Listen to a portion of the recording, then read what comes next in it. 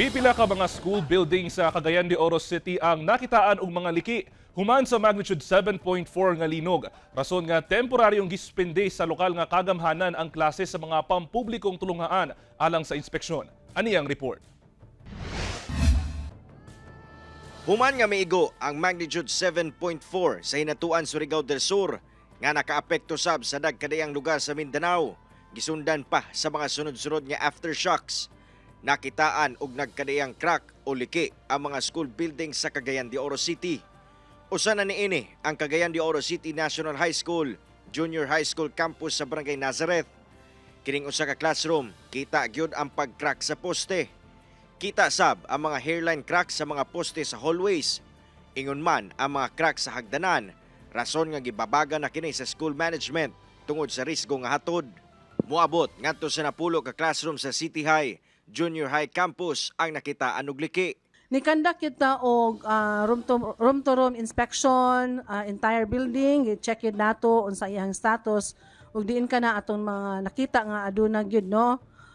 Automatic kagahapon pag eskwela sa mga bata, gisulod nato sila sa mga classrooms nga nakita gyud nato nga safety sila ug katong mga rooms nga adunay mga cracks, gi-vacate sa nato to way gipasulod. Natipas nga parte sa simento og hilabihan kadako nga crack sa poste.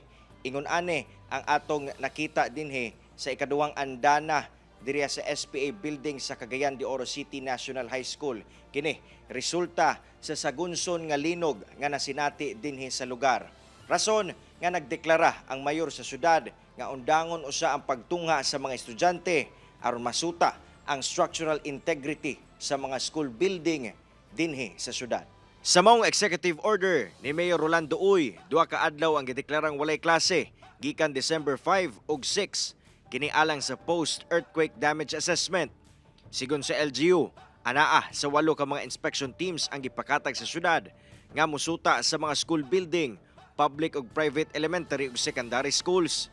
Ato nang gina-consider during sa briefing nga kanina kung nga ay mga kuan bitaw kanay mga structure o kanay mga kuan classrooms nga considering ka-experience patag mga aftershocks, dili na yun na to sila ipagamit, no? For example, na ay ka na mga possible falling debris pa, ani mga classroom atong nang ginalikayan. Hinoon sa kabahin sa kadagkuan sa City High ug galing madeklara nga dili na gayud luwas ang mga school building nga adunay pagliki.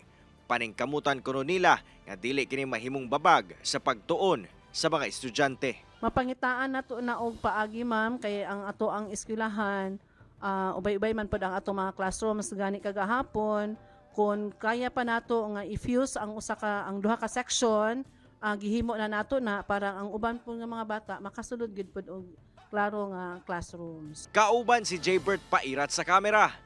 Ako si Cyril Chavez para sa At Home with GMA Regional TV.